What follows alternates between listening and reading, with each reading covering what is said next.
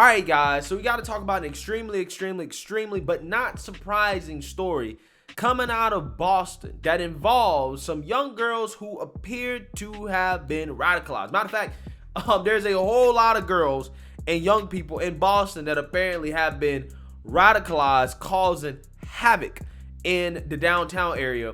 And one incident that happened involved 5 young teenage girls who are now facing charges for beating a young white woman for wearing braids. Okay, yes, I want you guys to understand. Allegedly, these young girls, about 5 of them, were filmed jumping a young white girl, a 19-year-old girl, because she was wearing braids. Okay, so I want to talk about this because I've been warning about this for a long time. Okay, with the radicalized racial rhetoric coming from the left, this is what you get. This is the natural consequence of it. So with that being said, before I get into this, I just want to let you guys know, if you like my channel and you want to support my channel, you can do so using the links in the description below. You support the Patreon, you support the PayPal, you support the merch. There are multiple ways to support the channel if you would like to do so. So we're gonna go ahead and play the news clip of what happened here and what's going on in Boston, so you guys get a full understanding of what's going on. However, I will say, because it's YouTube, I'm not gonna play the clip of the girls actually jumping the woman. But if you want to see all the extra stuff, you can go to my Rumble channel and watch the video there. Okay, so just keep in mind the YouTube version of this video is gonna be edited to take out all the violent parts, just to make sure that it's YouTube friendly. So without further ado, go ahead and roll the news clip. 5 young teenage girls are charged in the brutal beating of a young woman in downtown Crossing. Witnesses say as many as 20 teens swarmed that victim before the attack. Boston 25 News reporter Drew Creed is live in downtown Crossing, where Drew, police say it's a group really been harassing the area for a few weeks now. Carrie, investigators say teenagers have been attacking people and vandalizing businesses here in downtown Crossing. Witnesses say as many as 20 teen girls as young as 12 pounced on a young woman, punching and stomping on her, all apparently because of her hairstyle. I see them chasing after her, pounding on her, knocked her off her bike and just got on her and kicking her, punching her. The unprovoked attack that Christopher Jackson says he witnessed by the flower stand he works at involved a large group of violent teenage girls and a young woman who was trying to get away from them. And I heard them saying something to the white girl. She had braids.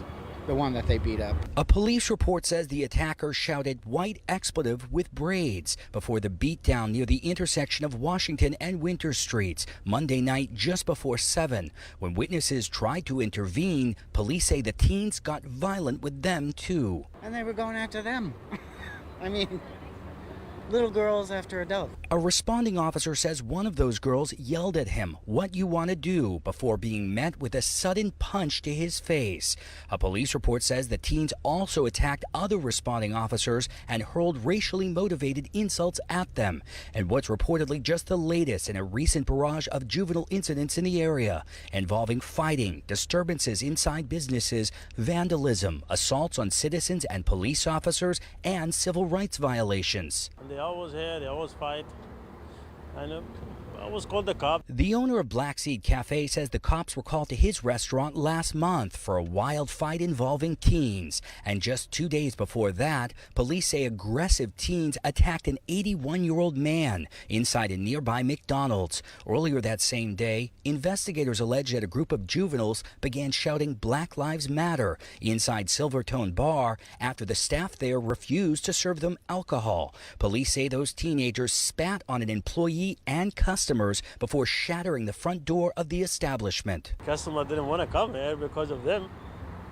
It would be nice if they took care of them.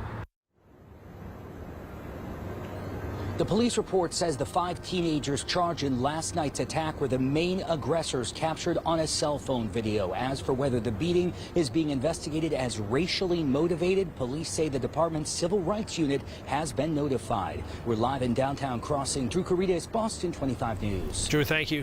New video shows the disturbing attack in downtown Crossing. A 20-year-old woman beaten and kicked by a group of juveniles while she's already down. One of them as young as 12 years old. That was baffling, honestly. It was incredible to see that because I've never seen any type of thing like that in my life ever. Julie Mendez works at the smoke shop right in front of where this happened. She ran out to try to help. It was just crazy. They were trying to take her bag, so I was trying to grab them to take her bag. It was just insane. They're looking for trouble. They're looking everywhere. Several police reports show a trend of violence in the heavily trafficked area over the past month. At the Silvertone Bar, where kids broke a window, and at the Black Seed Cafe, where there was another fight. Yeah, so when it comes to the girls that attacked the one girl for wearing braids, allegedly, the attackers reportedly called the victim, quote, white expletive, B word, with braids. Okay, and she was told that she cannot wear her hair in that style because she was not, quote unquote, black. Okay, this sounds like a hate crime, right? This sounds like a hate crime. I think all these girls should be charged with a hate crime and punished to the full extent of the law. No leniency, right? But along with the reports that these teenagers, when the cops showed up, not only did they assault the cops, they also yell racially motivated insults at the cops as well too. And this appears to be a part of a more larger trend going on in downtown Boston, in which you have these radical young teenagers, I guess, going around basically insulting people, okay, and attacking people based off race, okay. One news report said that they were screaming Black Lives Matter, right? So I'm just going to lump all these instances in together. I'm assuming that this is being done by the same groups of people, right, that have a similar ideology about the world.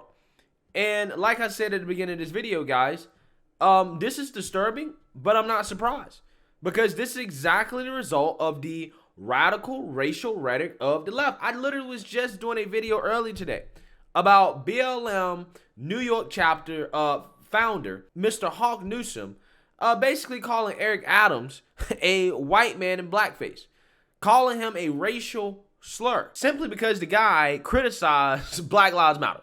He called out Black Lives Matter on their hypocrisy. So apparently, he's a white man now for doing that. Because at the end of the day, a lot of these people, they have so much hatred towards white people, okay? And they openly spout this rhetoric about how they're so oppressed, they're victims, black people are slaves, black people are second-class citizens, black people are lynched, black people are being murdered in the street by white police officers. You know, white people are so bad.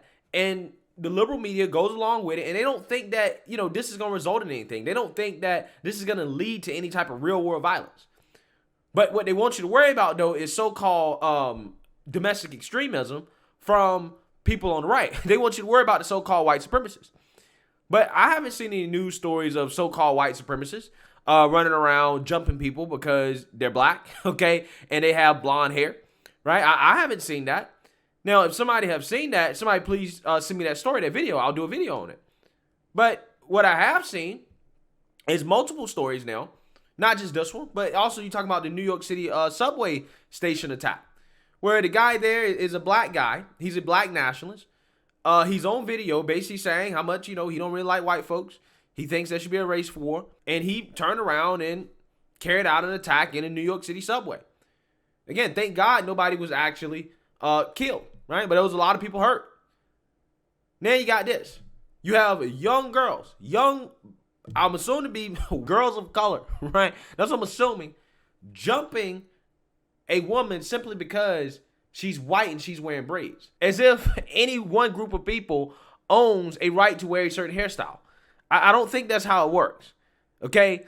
And these people have made this out to be a crime because they bought into the BS conversation around cultural appropriation. When the reality is that most of these girls, if they are the color and race that I think they are, most of them, a vast majority of them, are going to grow up and at one point or another, they're going to wear a weave that was made out of some Indian woman's hair. Okay? That's what they're going to do. But they're going to run around here and beat up people because they want to wear braids. Okay? Because that's cultural appropriation. Only black people can do that. Again, it's ridiculous. It's silly. But this is the type of stuff that you hear from the woke left. Okay? And the woke left has radicalized people. And this is an argument I've been making for a long time. I've been making it for over a year now. The real radicalization in this country is really coming from the left. We saw the results of it when it came to the BLM protest / riots, right? / Antifa protest riots. They tore up cities around the country in the name of social justice, in the name of police brutality, based off the false narrative, again, that white police officers are indiscriminately killing unarmed black men in this country, right? Which, again, it's just completely false. Not happening. Okay, black men under attack from police. This is why they went and looted stores, rioted, and tearing up and tore up their own neighborhoods for almost a year straight. Okay? But no. The only radicals you need to worry about are the so-called white supremacists, according to the mainstream liberal media. But with that being said, I mean, this is obvious, right? I probably shouldn't even need to say it, but I'm going to say it anyways because, again, it's worth noting here. What if this was reversed? And this was a bunch of white people jumping a black person because they were wearing blonde hair or whatever. This would be a national news story. There would be a conversation about this. Oh, this is racism, right? And this level of racism is unacceptable. It's unacceptable. But because it's not, because it's the other way around, there's not going to be a conversation about it, even though we need a conversation about this. There should be a national conversation about the radicalism that is happening on the left. Okay? That is being perpetuated by the Democrat Party as well, too. I can't leave them out because they're also responsible. So, you know, like I said, man, this is a sad, sad story. It's very disturbing, but unfortunately, I'm not surprised. This is something I've been warning about. And I wouldn't be surprised to see more stories like this in the future. Hopefully not, but I wouldn't hold my breath. Let me know what you guys think. Make sure you like, comment, and subscribe. Most importantly, share a Black conservative perspective. Peace.